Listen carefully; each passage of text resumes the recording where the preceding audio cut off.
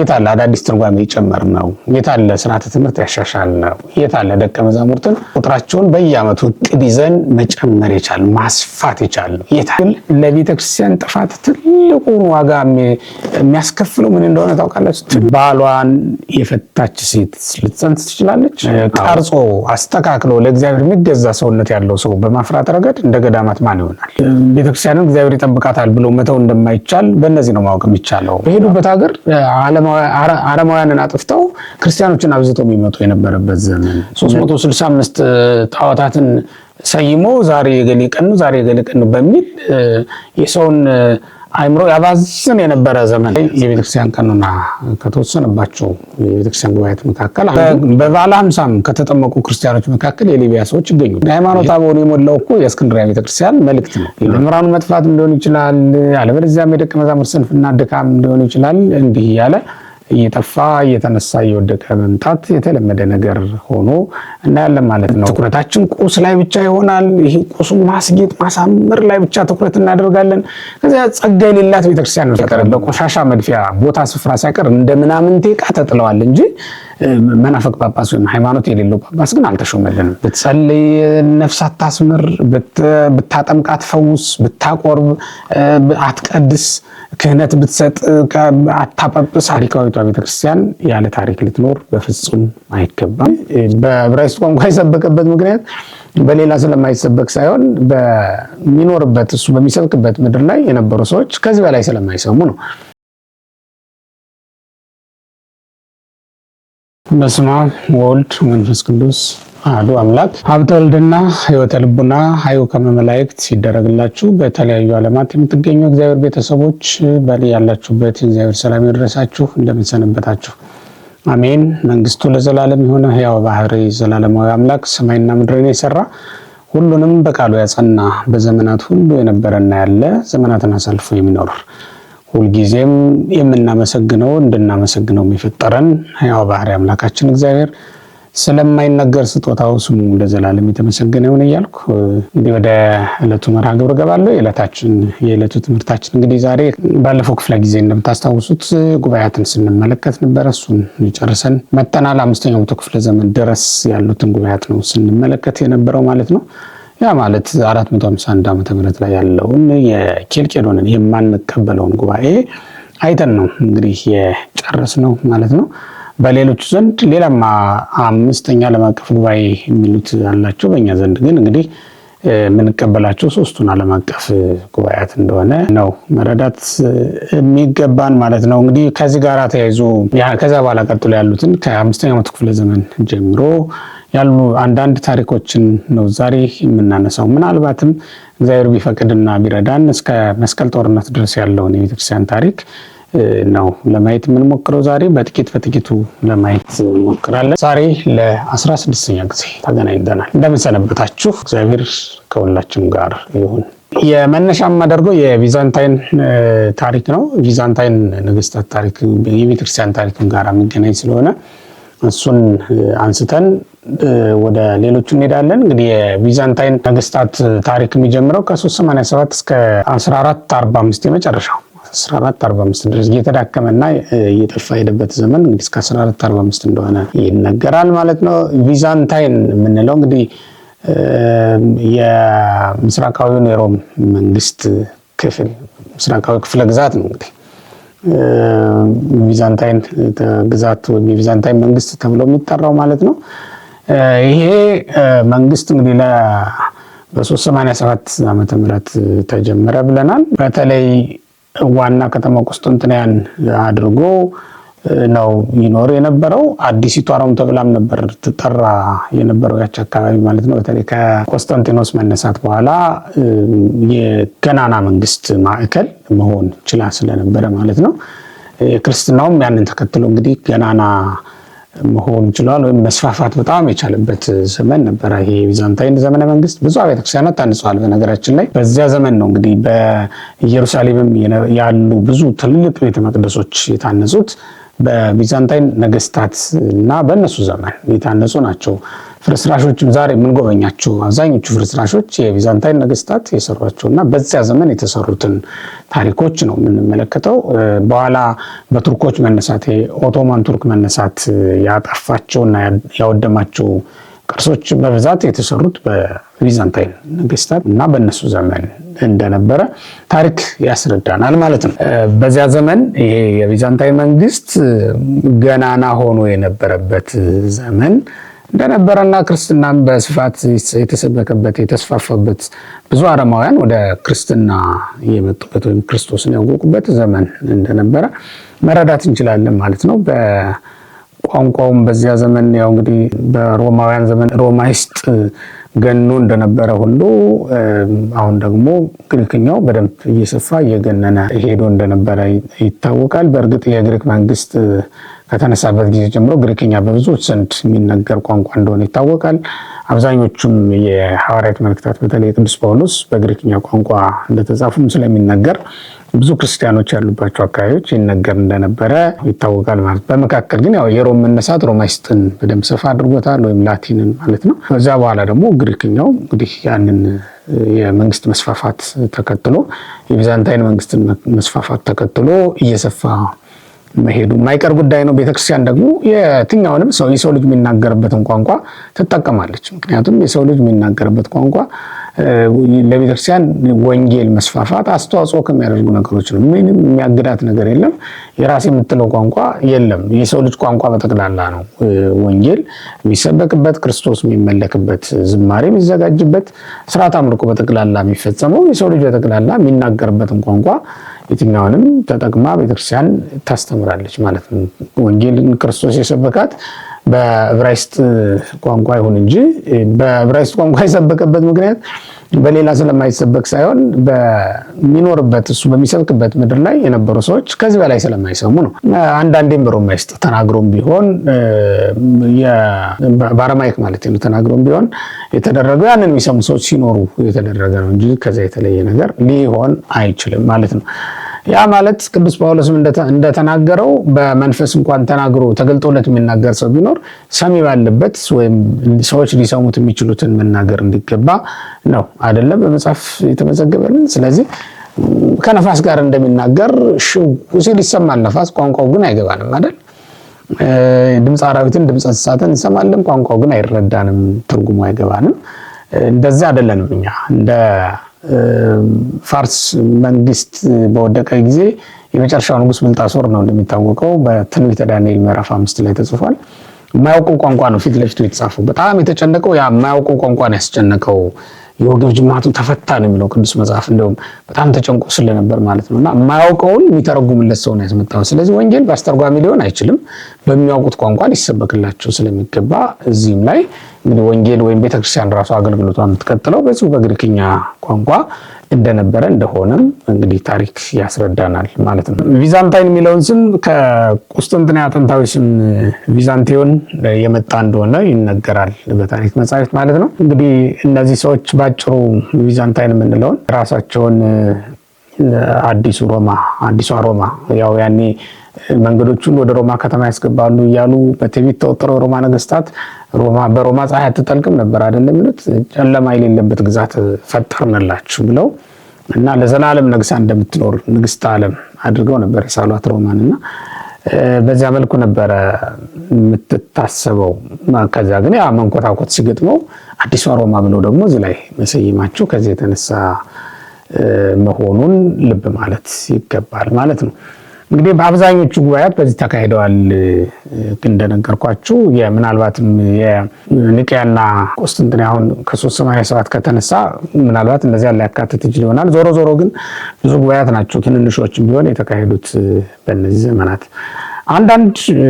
በአንዳንድ ክስተቶችን ወይም ኩነቶችን በ5ኛውና 6ኛው መቶ ክፍለ ዘመን የተፈጸሙ ታሪኮችን በጥቂቱ እናስታውስ። በእነሱ ዓለም አቀፍ ጉባኤ የሚሉት 553 የተካሄደው ጉባኤ አለ። እሱ በ6ኛው መቶ ክፍለ ዘመን ላይ የተደረገ ከሚባሉት ነው። በቁስጥንጥንያ ነው የተደረገው። እኛ የቁስጥንጥንያ ጉባኤ እኛ የምንቀበለው አለ፣ ግን ይሄ ከኛ ቅቡልነት ውጭ የሆነ ጉባኤ ነው። በ451 የተደረገውን የኬልቄዶን ጉባኤ ውሳኔዎች እንደው መነሻ አድርጎ እነሱን ለማብራራት እና አንዳንዶችን ግን ለማውገዝ የተደረገ ጉባኤ እና ያንን እንዲያው ጥብቅና የቆሙለት ጉዳይ ያለ ይመስላል። እዛኛው የ451 ጉባኤ ላይ ከተነሱ ሀሳቦች ለአንዳንዶቹ ጥብቅና የሰጡ ወይም ከለላ የሰጡ ይመስላሉ ማለት ነው። በዚህ መንገድ የተካሄደ ጉባኤ አለ። ግን ዞሮ ዞሮ ይሄ የአህታ ቤተክርስቲያናት የማይቀበሉት ጉባኤ ነው ማለት ነው። ከዛ በተጨማሪ ሌላ የነገረ መለኮት ክርክሮች በተለይ በሁለት ባህሪ በሚሉት እና አንድ ባህሪ በሚሉት መካከል ሰፋ ብሎ ይደረግ ነበር። በተለይ በግብጽ፣ በሶሪያ፣ በአርመን ቤተክርስቲያናት ዘንድ በስፋት ይደረግ ነበር። ምክንያቱም ወቅታዊ ጉዳይም ነበረ። ተወግዞ የተለየው ጉዳዩ ገና በቅርብ ስለነበረ በአንዳንዶቹ ዘንድ ምናልባትም የመስረጽ ዕድል አጋጥሞትም ሳይሆን አይቀርም። ግን እንዲህ አይነት ክርክሮች በጣም በስፋት ይካሄዱ ነበረ። በግብጽ ያው ጉባኤ ቤቶችም አሉ፣ ብዙ ምሁራን ነበሩ። እነ ሶሪያም በዚያ ዘመን ታላላቅ ሊቃውንት የተነሱበት ዘመን ነበር። እነ ኤዴሳ ትልልቅ የክርስቲያን ማዕከል ሆነው እና ትልልቅ ጉባኤያትም ተከፍቶባቸው ትምህርት ይሰጥ የነበረበት ዘመን። በነገራችን ላይ ይሄ 5ኛው ክፍለ ዘመን ላይ ስንመጣ የጉባኤያት መስፋፋት ነው በጣም ለቤተክርስቲያን ትልቅ አስተዋጽኦ ያደረገው ተብሎ ይታመናል። በኤዴሳ በተለይ እነ ቅዱስ ያዕቆብ ዘንጽዊን የነበሩበት ዘመን በጣም ታላላቅ ደቀ መዛሙርትን እነ ቅዱስ ኤፍሬምን የመሳሰሉ ማለት ነው፣ እነ ያዕቆብ ዘስሩግን የመሳሰሉ ታላላቅ ሊቃውንት የወጡበት ዘመን ነው። በጣም ብዙ ሊቃውንት ናቸው የወጡት በዚያ ዘመን እነ ቅዱስ ዮሐንስ አፈወርቅን ጨምሮ ዛሬ በቤተክርስቲያን ላይ በምስክርነት የሚጠሩ ሊቃውንት በዚያ ዘመን የተነሱ ናቸው። ብዙዎቹ የምንጠቅሳቸው በድርሳን የሚታወቁት በተለይ ማለት ነው ብዙ ድርሳናት ያሏቸው እነ ስምዖን ዘአምድ ራሱ ትልቅ ድርሰት ያለው ሰው ነው፣ ደራሲ ነው። እሱም ራሱ ተጠቃሽ ሊቅ ነው። በዚያ ዘመን ከነበሩት እነ ቅዱስ ኤፍሬም ጋር አብረው የተማሩ ናቸው እነዚህ ሁሉ ማለት ነው። የጉባኤያት መስፋፋት ምን ያህል ለቤተክርስቲያን አስተዋጽኦ እንዳለው የሚታወቀው እነዚህ ሁሉ ታላላቅ ሊቃውንት በመነሳታቸው መከራ እንኳን ቢሆን በሄዱበት ሀገር አረማውያንን አጥፍተው ክርስቲያኖችን አብዝተው የሚመጡ የነበረበት ዘመን። እነዚህ አሁን ቀጳዶቅያንስ ፋዘርስ የሚባሉት የቀጳዶቅያ አባቶች የሚባሉት ታላላቆቹ እነ ባስልዮስ፣ እነ ጎርጎርዮስ፣ ሁለቱ ጎርጎርዮስ ማለት ነው፣ ዘኑሲስና ዘንዚናዙ እነዚህ ሁሉ የነበሩበት ዘመን በጣም ትምህርት የሰፋበት ሃይማኖት የጸናበት ዘመን። በነገራችን ላይ ያው ትምህርት ለሃይማኖት መጽናት ለሃይማኖት መስፋት ዋና መሰረታዊ ጉዳይ ነው።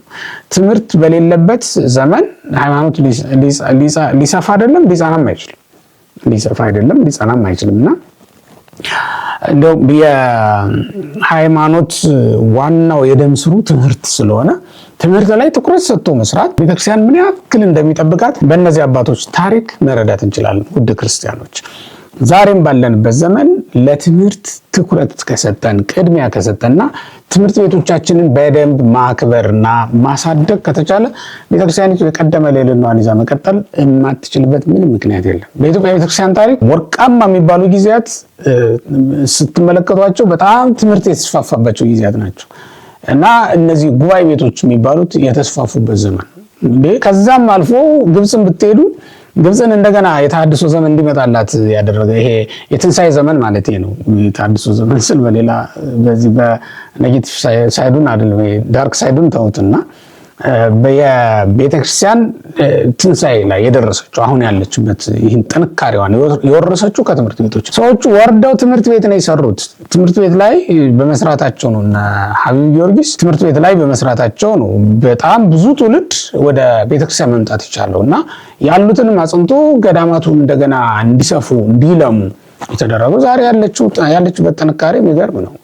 ዛሬ ያለችበት ተሰሚነት የሚገርም ነው። በግብጽ መንግስት ውስጥ ያላትን ትልቅ ክብር ማየት ይቻላል ማለት ነውና እንደዛ ማድረግ ይቻላል። ግን ያን ማድረግ የሚቻለው እንደነገርኳችሁ በእኛ ቤተክርስቲያን ላይ ያለው ትልቁ ድክመት እኔ ሳልደብቅ ነው የምናገረው፣ ሁልጊዜም ነው የምናገረው የጉባኤ ቤቶቻችን መቀዛቀስ እና ጉባኤ ቤቶቻችን በመምህራኑ ፈቃድ ብቻ መኖር መቻላቸው ነው። በመምህራኑና በደቀ መዛሙርቱ ፍላጎት ብቻ ላይ የተመሰረተ ኑሮ ነው የሚኖሩት። በግልጽ ቋንቋ እናውራው ከተባለ ቤተክርስቲያኒቱ ለጉባኤ ቤቶች የምታደርገው አስተዋጽኦ እምብዛም ነው እያልኳችሁ ነው። ይሄን ድምጽ የቤተክርስቲያኒቱ መሪዎች እንደሚሰሙት አውቃለሁ፣ አምንም አለው። ነገር ግን የእውነቱ ይህ ስለሆነ ነው እና እንዲታሰብበትም ስለፈለኩ ምክንያቱም ከኛ በኋላ ያለችው ቤተክርስቲያን መቀጠል የምትችለው ትምህርት ከቀጠለ ብቻ ነው። እውነተኛው የአባቶቻችን ትምህርት የኛ ትምህርት ተለይቶ መነገር፣ መጻፍ፣ መደጎስ፣ መተላለፍ፣ መተርጎም ስላለበት የታለ አዳዲስ ትርጓሜ ይጨመር ነው? የታለ ስርዓተ ትምህርት ያሻሻል ነው? የታለ ደቀ መዛሙርትን እንደው ቁጥራቸውን በየዓመቱ እቅድ ይዘን መጨመር የቻል ማስፋት የቻል ነው? የታለ? እሱ ነው እንግዲህ ትምህርት ሲባል መቼስ የሆነ ትምህርት ቤት መርዳት የሆኑ አባት የሆኑ ቤተክርስቲያን መሪ የሆነ ቤተክርስቲያን ሊቀ ጳጳስ ሄደው ጎበኙ፣ አዩ፣ ባረኩ ብቻ አይደለም። ያው እንደምታውቁት መቼም ብዙ ነገር አለውና መንግስት ለትምህርት ምን ያህል ነው ኢንቨስት የሚያደርገው?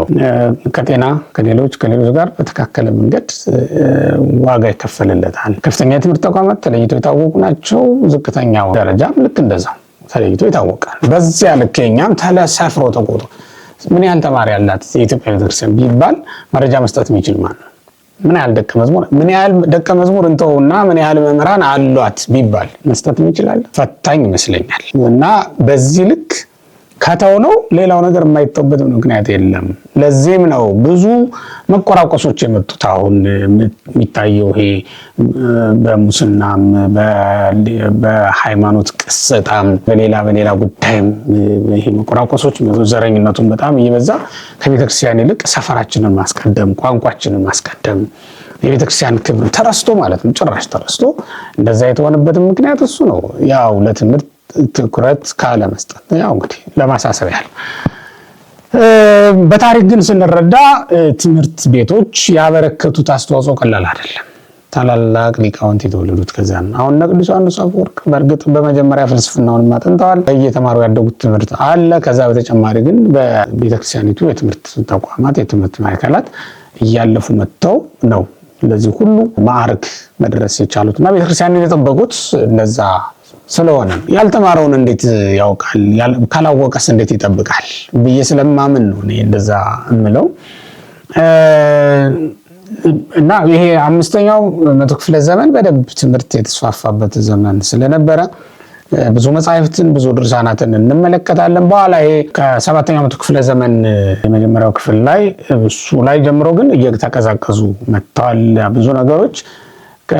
ይህም በተለያየ ምክንያት ሊጠቀስ የሚችል ነው። ወረርሽኞች ነበሩ።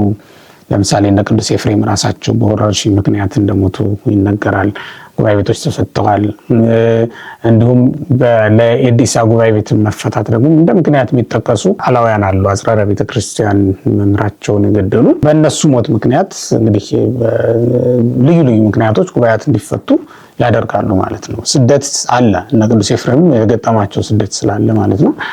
በዚያ መንገድ ስንመለከተው ከባድ ያደረገው እንግዲህ በኋላ የሚመጣውን ፈተና ሰተት ብሎ ወደ ቤተክርስቲያን እንዲገባ ያደረገው 2 ምክንያቶች ናቸው። አንደኛው እንዳልኳችሁ የትምህርት ማዕከላት መቀዛቀዝ አንዳንድ ምክንያት ሊጠቀስ ይችላል። ሁለተኛ ደግሞ እንደ ምክንያት ልንጠቅሰው የምንችለው ሌላው ነገር የአብያተ ክርስቲያናት መከፋፈል እርስ በራሱ ምዕራባዊና ምስራቃዊ ተብሎ ምዕራብና ምስራቅ በመባል የነበረው ክርክር ውዝግብ በራሱ የፈጠረው ክፍተት ቀላል አይደለም። ለሌሎቹ ምቹ ሁኔታ የፈጠረላቸው በቀላል የሚታለፍ ነገር አይደለም። የአብያተ ክርስቲያናት መለያየት ሌሎቹ ብዙ ስራ እንዲሰሩ አደረጋቸው። ያ ማለት የእስልምናው አብዮት የፈነዳበት ዘመን ነው እንደሚታወቀው ያ 7ኛው ክፍለ ዘመን መግቢያ ላይ እና በእነዚህ ምክንያቶች ሌሎቹ ስራ ለመስራት እንደተመቻቸው እንረዳለን። በታሪክ ከታሪክ የማይማር ፈንጃም ካይ ነው ይባላል አንዳንዴና አንዳንድ ታሪክ አስተምሮንም ማለፍ አለበት። ያ ክፍተት ለምንድን የተፈጠረው ያ ድክመት ለምንድን የተፈጠረው የሚለውን ማወቅ ይኖርብናል። እኛ ቤተክርስቲያንም ላይ ራሱ የኛ ቤተክርስቲያን ታሪክ በእርግጥ ጊዜ ካገኘን ወደ መጨረሻው አካባቢ ራሱን አስችለን ልናየው እንችላለን። ሆኖም በጥቂቱ ስለማየት ግን አሁን የተጎዳችበትን ዘመን ብናስታውስ በእርግጠኝነት ልዩነት የተፈጠረበት ዘመን ነው ወይ ዘመነ መሳፍንት ነው። አለበለዚያ ደግሞ በሆነ ምክንያት ግጭት ውስጥ ነበሩ። ሊቃውንቱ ራሳቸው የነበሩበት የሚፈጥሩት ክፍተት በአንዳንድ ነገሮች ውዝግብ ሲፈጠር ሌሎቹ ስራ ለመስራት እንዴት እንደሚመቻቸው አትጠይቁኝ። በጣም ነው የሚመቻቸው ማለት ነው። እስልምናውም በእንደዚህ አይነት አጋጣሚ የመጣ ነው። አብያተ ክርስቲያናት ምዕራብና ምስራቅ ተብሎ ለሁለት ተከፍለው ነበር። የአንዱ ጉዳት አንዱን ያሳዝነውም የአንዱ መጠቃት ነግ ለሌላው እንደሚሆንም አይታሰብም። ያው የነበራቸው ውዝግብ ክርክሩ በደብዳቤም በምንም የጦፈ ስለነበረ በወቅቱ ማለት ነው አልተቋረጠም ነበር ማለት ነውና ከነበሩ ክስተቶች መካከል የሚመደብ ይሄ አንዱ ቤተክርስቲያንን በዚያ ዘመን የነገረ መለኮት ክርክሮች ምኖች ናቸው። ሌላው እንግዲህ በጎ ነገር ከምንለው የገዳማዊ ሕይወት መስፋፋት ነው። እንግዲህ በዚያ ዘመን በጣም ተስፋፋ የምንለው ገዳማዊ ሕይወት ነው። በእርግጥ አራተኛው መቶ ክፍለ ዘመን ላይ ጀምሮ ነው ገዳማዊ ሕይወት ብቅ ማለት የጀመረው። ግን በደንብ የተስፋፋው የአምስተኛው መቶ ክፍለ ዘመን ጀምሮ በደንብ መስፋፋት ጀምሯል ማለት ነው። ያ ማለት የግብጽ በረሃን አልፎ ወደ ሌሎችም መሄድ ይችላል። ወደ ሶሪያ መሄድ የቻለበት ዘመን ነው። ብዙዎቹ ወደውት ወደ በረሃም ሄደው እግዚአብሔር ማገልገል የጀመሩበት ዘመን ስለነበረ በደንብ እየተስፋፋ እንደውም በመጀመሪያ አበመነኮሳት እንጦንስ አይደል ወደ ገዳም የገባው። ከዛ በኋላ ግን የሥርዓተ ማህበር መስርተው ሰርተው አባቶቻችን እነ ቅዱስ ጳኩሚስ ማህበር የመሰረቱበት ዘመን ነው። ከወንዶቹ እንደውም ወደ ሴቶቹም ተዛምቶ ሴቶቹ ራሳቸው ገዳም ገብተው መኖር የጀመሩበት ሁኔታ ይታያል። ከሴቶች እንግዲህ መጀመሪያዋ ተብላ የምትጠራ እመቤት የቅዱስ ጳኩሚስ እህት ማርያም እንደሆነች በታሪክ አንብቤ አውቃለሁ። ለማንኛውም እንግዲህ ይሄ ነገር እየሰፋ እየጸና እየተወደደ መጥቷል። በቤተክርስቲያን አገልግሎትም በጣም አስፍቶታል። እውነት ለመናገር ለምን ካላችሁኝ ገዳማት በባህሪያቸው ታሪክና ትምህርት በመጠበቅ ረገድ የማይታሙ ናቸውና እሱም በማድረግ ነውና ሰው በማውጣት ረገድም እንዲሁ የተዋጣላቸው ናቸው። ቀርጾ አስተካክሎ ለእግዚአብሔር የሚገዛ ሰውነት ያለው ሰው በማፍራት ረገድ እንደ ገዳማት ማን ይሆናል? ማንም የለም በእውነቱና ለእግዚአብሔር የሚገዛ ሰውነት ኖሮ እንድትወጣ ትሆናለህ። ገዳም ገብተህ ስትወጣ ማለት ነው። አንዱ የገዳም እንትኑ ጠርቦ አስተካክሎ ስጋን ከነፍስ ጋር ማስማማት ማስታረቅ መቻል ነው ትልቁ ነገር። የገዳማዊ ሕይወት አንዱ ጥቅሙ እሱ ስለሆነ ይህንን ያደርጋሉ። እንግዲህ የገዳማት ሕይወትም በጣም እየተስፋፋና ስርዓት እየተበጀለት የመነኮሳት ሕግ የሚባለው የመጣበት ዘመን ነው ማለት ነው። በምዕራብ እንግዲህ ወደ አውሮፓም ሄዷል፣ ስርዓትም ተቀርጾለታል ማለት ነው። መንኩስና ከአፍሪካ ወጣ ማለት ነው። የወንጌል መስፋፋትም ልክ እንደዛው በዚያ አካባቢ በዚያ ዘመን ተደርጓል። ክርስትና በተለያዩ አረመኔያዊ ወይም አረማዊ በነበሩ አካባቢዎች በጣም እየተስፋፋ በአፍሪካ በአውሮፓ ጭምር ማለት ነው እየተስፋፋ የነበረበት ዘመን እንደነበረ ይነገራል በታሪክ ማለት ነው። ሆኖም ቅድም እንደነገርኳችሁ ውስጡን ግን መከፋፈሉ ደግሞ የበለጠ እየተስፋፋ እንደሄደ ይታረካል። በዚያ አጋጣሚ ነው እንግዲህ እስልምናው ሲመጣ ምንም ሊያስቆሙ የቻለ ነገር የለም። በእርግጥ በስደትና በጦርነትም ስለነበረ በአብዛኛው የተስፋፋው ብዙ ክርስቲያን ሀገሮችን ክርስቲያን ያልሆኑ ሀገሮችን አካባቢዎችንም የሚያዝ ዕድሉ በጣም ሰፊ ነበረ ማለት ነው። በወቅቱ የተነሳበት አካባቢ ላይ የብዙ አማልክት እሳቤ ስለነበረ የነበረው ያንን በመሻር አንድ አምላክ ነው አላህ አንድ ገጽ አይወርድ አይወለድ የሚለውን ትምህርት እንዳለ በስፋት በመያዝ ሲሰበክ ብዙዎቹ ተቀበሉ። ምክንያቱም የብዙ አማልክት ፍልስፍና የብዙ አማልክት እሳቤ በአመት 365 ጣዖታትን ሰይሞ ዛሬ የገሌ ቀን ነው ዛሬ የገሌ ቀን ነው በሚል የሰውን አይምሮ ያባዝን የነበረ ዘመን እንግዲህ እንደሚታወቀው። ስለዚህ ከብዙ አማልክት አውጥቶ ወደ አንድ አምላክ የሚያመጣ ሲያገኙ ብዙዎቹ የተቀበሉት ከዚህ የተነሳ እንደሆነ ይነገራል ማለት ነው። ብዙዎቹ ነፃ እንደመውጣት ነው የቆጠሩት። በዚያ መንገድ አንድ አምላክ የሚሰብክ መጣ ተብሎ ነብይ መጣ ተብሎ ነብዩ መሐመድ በብዙዎች ዘንድ የቅቡልነት ጸጋ ወይም ደግሞ የመቀበል ዕድል አግኝቷል። በሰፊው እንዲህ የተቀበሉት ይህ ሰው በኋላ ደግሞ በስደትም በጦርነትም ሰፋፊ ሀገሮችን በተለይ የክርስቲያን ሀገሮችን ወደ ግሪክ ሲሻገር ደግሞ ወደ ቱርክ ሲሄድ ደግሞ በጣም ሰፋፊ ሀገሮችን በጦርነት መያዝ ችሏል። ይህንን እምላችሁ እዛ አካባቢ ላይ የነበረውን የክርስትና መስፋፋት ስለማውቅ ነው። እነ ሩሲያ፣ መካከለኛው ምስራቅ በጠቅላላ እነ ቱርክ፣ እነ ቅዱስ ዮሐንስ አፈወርቅ የነበሩበት ሀገር ነው። እንግዲህ በጣም ብዙ ስራ የተሰራበት ነው። ኒቂያ ራሷ የምትገኝበት ይሄ የኒቂያ ጉባኤ እያልን ስንጠርቅ ነበር አይደል? እሷ ራሱ የምትገኝበት እና በጣም ብዙ የቤተክርስቲያን ታሪኮች ያሉት በዛ አካባቢ በቀላል የሚታይ አልነበረም የክርስትናው ተጽዕኖ እዛ አካባቢ ላይ። ዛሬም ድረስ ስትሄዱ ምንም እንኳን በእስልምና የተወረረ ቢሆንም የተያዘ ቢሆንም በብዛት ግን ዛሬም ድረስ የክርስትናው አርማ መጥፋት ያልቻለበት ይህን ያክል ዘመንም ተጉዞ መጥቶ የክርስትናው አርማ ሊጠፋ ያልቻለበት ሁኔታ ይታያል ማለት ነው እዛ አካባቢ ላይ። እንደዛ ሆኖ እንግዲህ በጦርነትም ለምንም አካባቢው ከክርስትና እጅ ወጥቶ ወደ እስልምና ሄዷል ማለት ነው። በዛም አላቆምም። በጣም እየተስፋፋ ሄዶ በተለይ ወደ ሰሜን አፍሪካ አካባቢ ምዕራብም ልክ እንደዛው ሰሜን አፍሪካ በተለይ በጣም ብዙዎቹን የክርስትና ማዕከላት ማጥፋት ተችሎታል። እንደሚታወቀው ሰሜን አፍሪካ ላይ በጣም ሰፋፊ የክርስትና ማዕከላት ነበሩ። ለምሳሌ እነ ታንዛኒያ እነ ግብጽ ብንወስድ በጣም ትልልቅ ክርስቲያን ሊቃውንት የነበሩባቸው አገሮች ናቸው። ታንዛኒያ አሁን ታንዛኒያ ሳይሆን ቱኒዚያ ለማለት ነው። ቱኒዚያ በሰሜን አፍሪካ ከሚገኙ የክርስትና ማዕከላት መካከል አንዷ ናት። ብዙ ጉባኤያትን ተካሂዶበታል። የቅርጣግና ጉባኤን ብንወስድ ለምሳሌ የተደረገው እዛ ነው። እዛ ላይ የቤተክርስቲያን ቀኖና ከተወሰነባቸው የቤተክርስቲያን ጉባኤያት መካከል አንዱ ቅርጣግና ነው። በፍትሐ ነገሥትም በብዛት ይጠቀሳል ይሄ ጉባኤ ማለት ነው። ይሄ ነው እንግዲህ ያው ቱኒዚያና ታንዛኒያ ትንሽ የስም መቀራረብ ስላላቸው እንጂ በአቅጣጫም አይገናኙም። ቱኒዚያ ታላላቅ ሊቃውንትን ቀድም እንደነገርኳቸው አፍርታለች። ለምሳሌ ጠርጠሉስን ወይም ጠርጡሊያን ተብሎ የሚጠራውን ሊቅ ማንሳት እንችላለን። ሌሎችም ሊቃውንት አሉ በዚያች ቦታ ላይ የሚታወቁ። ሐዋርያው ማቴዎስ ገብቶ እንደሰበካትም ይነገራል ማለት ነው። አዋሳኞቿ እነ ሊቢያ በራሳቸው እነ አልጀርስ እነሱ በራሳቸው የክርስትና ማዕከላት የነበሩ በተለይ ሊቢያ አርዮስም እዛ ነው የወጣው። ያው ምንም እንኳን የሚመኩበት ሰው ባይሆንም ቅሉ ለማለት ነው። ግን ያው ክርስትናን ያውቅ ስለነበረ ነው ከዛ ይዞት የወጣው እውቀት ነው እንግዲህ ግብጽ ገብቶ እንዲማር አንጾኪያም ወርዶ እንዲማር ያደረገውና ለማለት ነው በዛ የጠቀስኩት። የጌታችን መድኃኒታችን ኢየሱስ ክርስቶስም 14 ፍኖተ መስቀል አለው። ከነዚያ ምዕራፎች አንዱን ተሸክሞ መስቀሉን የታየው የቀሬናው ሰው የሚባለው ስምዖን የሊቢያ ሰው ነው። በበዓለ ሃምሳም ከተጠመቁ ክርስቲያኖች መካከል የሊቢያ ሰዎች ይገኙበታል። ይህን የሐዋርያት ሥራ ምዕራፍ 2 ይመሰክርልናል። ስለዚህ ሊቢያ እነዚህ ቱኒዚያ በጣም ትልልቅ የክርስትና ጉባኤ ቤቶች የነበሩባቸው አገሮች ናቸው። እስክንድሪያን ጨምሮ ማለት ነው። እስክንድሪያ ይታወቃል፣ መንበረ ማርቆስ ናት። በጣም ሰፋፊ ጉባኤያት ከ60 ዓመተ ምህረት ላይ በቅዱስ ማርቆስ ከተመሰረተው ጉባኤ ቤት ጀምሮ በጣም ትልልቅ ጉባኤያት የተደረጉባትና የነበሩባት በጣም ትልልቅ ክርስቲያኖችም የወጡባት ሀገር ናት ማለት ነው። ቄርሎስ ብንል አትናቴዎስ ብንል እንግዲህ ሃይማኖት አበውን የሞላው እኮ የእስክንድሪያ ቤተክርስቲያን መልእክት ነው እንደሚታወቀው። እነዚህ ሁሉ ሊቃውንት የነበሩባቸው ሀገሮች ጠፉ፣ በጦርነት ተወረሩ ማለት ነው። እና ክርስትናው እየቀዘቀዘ እየጠፋ መሄዱን እንረዳለን በዚህ አካባቢ። አሁን ላይ ያው የምታውቁት ነው ታሪኩ። ሌላ መንገድ ሌላ አቅጣጫ ተከትሎ ነው እየሄደ ያለው ማለት ነው። እነዚህ ይሄ ሜዲትራኒያን ባህር ዳርቻን አካባቢ ተከትሎ ያሉ ሀገራት በጠቅላላው እንግዲህ ጠቅለው ከኛ እጅ የወጡትና የተወሰዱት እንደዚህ ባለ አጋጣሚ መሆኑን መረዳት ይገባናል።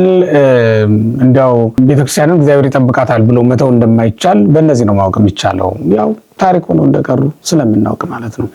ለዛውም ዛሬም ድረስ ታሪክ የሚጠቅሳቸው ሊቃውንት የነበሩባቸው ዛሬም ድረስ ዓለም የሚያውቃቸው መምህራን የነበሩባቸው የበቀሉባቸው መሆናቸው እየታወቀ ይኸውላችሁ። ትንሽ ዛፍ እንደሚቆረጥ ሁሉ ትልቅ ዛፍም ይቆረጣል። ትንሽ ዛፍ ከስሩ ተነቅሎ እንደሚጠፋና በሱ ፋንታ ሌላ እንደሚተካ ሁሉ ትልቅ ዛፍም እንዲሁ ይደረግበታል። ትልቅ ባህርም ይደርቃል። እንደ መቅሰፍቱ ነው እንጂ የሚደርቅ ትንሹ ባህር ብቻ አይደለም። ወፍራም ሰውም ይሞታል አይደል? ቀጭን ሰው ይሞታል ሲባል እንደዚያም አለ። ስለዚህ ቤተክርስቲያን ምን ጊዜም ቢሆን የሰዎችን ጥበቃ፣ የሰዎችን ትጋት፣ የሰዎችን ጥረት የምትጠብቅ መሆኗን ሳላስገነዝብ ማለፍ አልፈልግም ማለት ነው። እንዲህ ባለ መንገድ እንግዲህ የተስፋፋ የመጣው እስልምናውም ብዙ ሀገሮችን ከክርስትና ውጭ ማድረግ እንደቻለ በእኛም አካባቢ ስንመለከት አሁን የኛ ሀገር እስከ አረብ ድረስ ግዛቷም ሰፊ ነበርና የንግድ ልውውጥም ታደርግ የነበረው ከአረቦች ጋር ነበር በአብዛኛው። እንግዲህ እየተቀነሰ መጥቶ ነው በዳር ያሉት ብዙ ሀገሮች ከክርስትና ውጭ ሆኖ መሀል ላይ የክርስትና ማዕከል ሆና የቀረችው ትንሽ ሀገር ሆና የምትታየው ማለት ነው። በታሪክም እንደምንረዳው እንግዲህ ግዛቷ ሰፊ ነበር፣ እስከ ህንድ ውቅያኖስ ድረስ ይደርስ እንደነበረ አንዳንድ የታሪክ መዛግብትም ስለሚያስረዱ የሀገሪቱን ማለት ነው። ከዚያ ሁሉ ክርስትና ይሰበክ ነበረ። በመካከል እንግዲህ የመምህራኑ መጥፋትም ሊሆን ይችላል፣ አለበለዚያም የደቀ መዛሙርት ስንፍና ድካም ሊሆን ይችላል። እንዲህ እያለ እየጠፋ እየተነሳ እየወደቀ መምጣት የተለመደ ነገር ሆኖ እናያለን ማለት ነው። እንደው የክርስትና ማዕከል የሆነችው ኢየሩሳሌም ራሷ እኮ የክርስትና ምልክት እንዳይታይባት ተደርጎ ሁሉ የነበረበት ዘመን ነበር። ያው እግዚአብሔር በጊዜው ሁሉ መልሶ እንደገና የሚያነሳበት እና እንዲሁም ደግሞ ነገሮች የሚጠፉበት ጊዜ ያለ ቢሆንም ማለት ነው። በአብዛኛው ግን ለቤተክርስቲያን ጥፋት ትልቁን ዋጋ የሚያስከፍለው ምን እንደሆነ ታውቃላችሁ? ትልቁ ነገር የቤተክርስቲያኒቱ በውስጥ ያለን ሰዎች ዓለማዊነት ነው። በቃ ወደ ዓለማዊነት ጭልጥ ብለን ስንሄድ መከፋፈሉ ይመጣል። ትኩረታችን ቁስ ላይ ብቻ ይሆናል። ይሄ ቁሱን ማስጌጥ ማሳመር ላይ ብቻ ትኩረት እናደርጋለን። ከዚያ ጸጋ የሌላት ቤተክርስቲያን እንፈጥራለን ማለት ነው።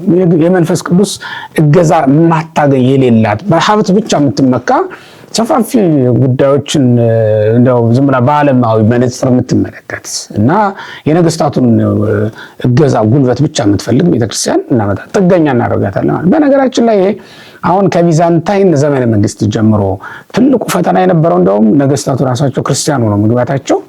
ከዛ እነሱም ተጠግተው አርዮሳውያን ያጠፉትን ጥፋት ቀላል አይደለም። ተመልከቱ። ነገስታቱ አረማውያን በነበሩበት ዘመን ከተጎዳችሁ በላይ የጎዷት አርዮሳውያን ሰተት ብለው ገብተው ነው መናብርቶቿን እንደው በቃ ብልሽት አድርገው አርዮሳዊ ጳጳስ ከመሾም እንደው በዘመነ ሰማዕታት ተደርጎ የማያውቀው ማለት ነው። ሃይማኖት የሌለው ጳጳስ ኖሮን አያውቅም። በዘመነ ሰማዕታት ራሳቸው ጳጳሳቶቻችን ተሳደዋል፣ እስር ቤት ወርደዋል። በሽንት ቤት ሳይቀር በቆሻሻ መድፊያ ቦታ ስፍራ ሳይቀር እንደ ምናምንቴ ዕቃ ተጥለዋል እንጂ መናፍቅ ጳጳስ ወይም ሃይማኖት የሌለው ጳጳስ ግን አልተሾመልንም። ሃይማኖት የሌለው ጳጳስ የባረከን እና ክህነት የሾመን መች መሰላችሁ? ክርስቲያን ነን ብለው ነገስታቱ ወደ ቤተክርስቲያን ከገቡ በኋላ ነው። እነሱን ጥግ አድርገው ነገስታቱ በማያውቁት መንገድ ሴራ ሸርበው አርዮሳውያን በሚሰሩት ስራ በሚፈጥሩት ደባ ምክንያት ቤተክርስቲያን በጣም የተጎዳችው በዚያ ዘመን ነው። እና ሃይማኖት የሌላቸው በአትናቴዎስ መንበር ጊዮርጊስ ነው እንግዲህ የተሾመው። ጊዮርጊስ ማለት አርዮሳዊ ነው። እና እሱን አሽረው የተሾሙት ስንቶች ናቸው በእውነቱ። እሱን አሳደው መንበሩን የተረከቡ በማርቆስ መንበር ላይ ማለት ነው። ተመልከቱ። ይሄ የሆነው በዚያ ዘመን እና በተለይ በቤተ መንግስት ጥገኛ ስትሆን በነገስታቱ ስልጣን ጥገኛ ከሆነች ቤተክርስቲያን መንፈስ ቅዱስ ይተዋታል ማለት። ዓለማውያንም ከሆነ በተለይ አገልጋዮቹ ወደ ዓለማዊነት ፊታቸውን ሲመልሱ ለቁስ ጉዳይ ሲሰጡና ነገሮቻችን ሁሉ ቁሳዊ ሲሆኑ መሆን ሲጀምሩ ያን ጊዜ ነገሩ ያበቃል። መንፈስ ቅዱስ ስራ ያቆማል ማለት ነው። መንፈስ ቅዱስ ስራ ያቆምባት ቤተክርስቲያን ብትጸልይ ነፍስ አታስምር፣ ብታጠምቅ አትፈውስ፣ ብታቆርብ አትቀድስ፣ ክህነት ብትሰጥ አታጳጵስ፣ ምን አትል። በጣም ከባድ ነው እውነት ለመናገር መንፈስ ቅዱስ የተዋት ቤተክርስቲያን አስቸጋሪ ናት። በነገራችን ላይ ባሏን የፈታች ሴት ልትጸንስ ትችላለች። አዎ በዝሙት ልትጸንስ ትችል ይሆናል፣ ግን በህግ ልትጸንስ አትችልም። መንፈስ ቅዱስ የተለያት ቤተክርስቲያንም ልክ እንደዛው ናት። ልትወልድ አትችልም። በህግ በአመንዝራነት ከሆነ ሊሆን ይችላል። በህግ ግን መንፈስ ቅዱስ የተለያት ቤተክርስቲያን ሰማዕታትን አትወልድም፣ ሊቃውንትን አትወልድም፣ ክርስቲያኖችን አትወልድም። በጣም ከባድ ፈተና ውስጥ የምትገባው እንደዚህ አይነት ነገር ሲገጥማት ነው ማለት ነው። ስለዚህ ውድ ክርስቲያኖች ቤተክርስቲያን ክብሯ የተጠበቀውና ትኖር ዘንድ በተለይኛ በቤተክርስቲያን ውስጥ የምንኖር ሰዎች በሰማያዊ ሐሳብ ጸንተን መኖር ግድ ይለናል። በሰማይ ያሉ ልብክሙ አይደል የሚለው ቅዱስ መጽሐፍ፣ በሰማይ ልቡናችሁ በሰማይ ይኖር ተብሎ ነው እና የተጻፈው። ምንጊዜም ሰማያዊ ሐሳብ መለኮታዊ ቅዱስ ሐሳብ ሊኖረን ይገባል። ይሄን በሚገባ ነው ልነግራችሁ የምፈልገው። ይሄንን የምለው ቤተክርስቲያን እንግዲህ በተለያዩ ዘመናት ከተፈተነችባቸው ፈተናዎች በመነሳት ነው ማለት ነው። ይሄንን ካልኩ እንግዲህ በመጨረሻ አጠር አድርጌ የመስቀል ጦርነትን በተመለከተ ነግሬያችሁ የዛሬውን መርሃ ግብር አጠናቅቃለሁ።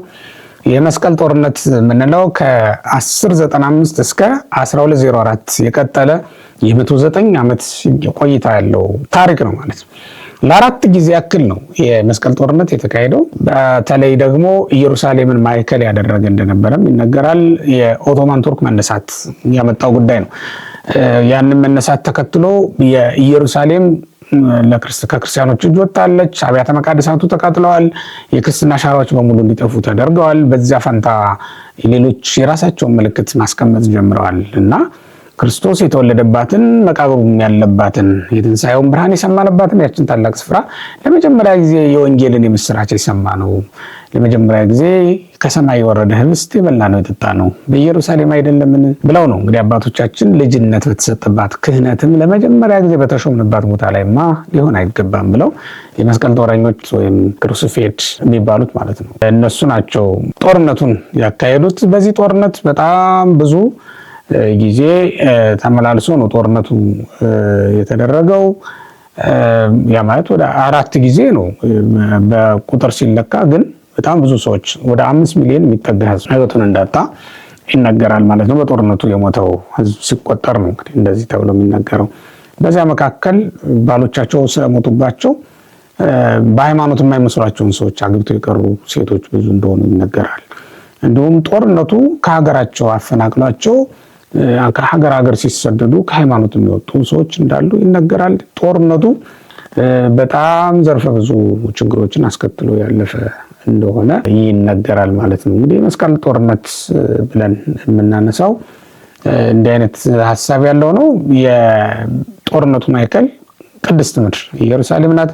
ጦርነቱ የተደረገው በክርስቲያኖችና በእስላሞች መካከል የተደረገ ጦርነት ነው። በዚያ ዘመን በዋናነት የቱርኮች መነሳትና ኢየሩሳሌምን ከክርስቲያኖች እጅ ለማስለቀቅ ይደረግ በነበረው ጥረት ወይም በተደረገው ጉዳይ ምክንያት ነው። በእርግጥ ኢየሩሳሌም በእነሱ እጅ ወድቃ ነበረ። በኋላ ኤዴሳንን በተመለከተ ልክ እንደዛው እንደ ጦርነቷ እንደ አንድ ምክንያት ተቆጥራለች። እሷም ትልቅ የክርስቲያኖች ማዕከልም ስለነበረች ማለት ነው። ያችም ሶሪያ ላይ የምትገኘው እና እነ ሶሪያንም ሌሎችንም በተመለከተ ጦርነቱ አብሮ አካቶ የነበረ መሆኑን ባለ ታሪኮች ይነግሩናል ማለት ነው። በዚህ ጉዳይ ላይ በተለይ የቀሲስ ዶክተር ምክረስላሴ መጽሐፍ የተሻለ ጠቃሚ ሀሳብ ወይም ሰፋ ያለ ጉዳይ ይዞ አግኝቻለሁ። እንግዲህ ሌሎችንም እናንተ የምታውቋቸው መጽሐፍት በማንበብ ታሪኩን በደንብ መረዳት ትችላላችሁ። ታሪክ የማያውቅ ሰው ታሪክ ሊሰራ አይችልም። ታሪካችንን በማጥናት ታሪካዊቷ ቤተክርስቲያናችንን በታሪክ ላይ ማስኬድ ይኖርብናል። ታሪካዊቷ ቤተክርስቲያን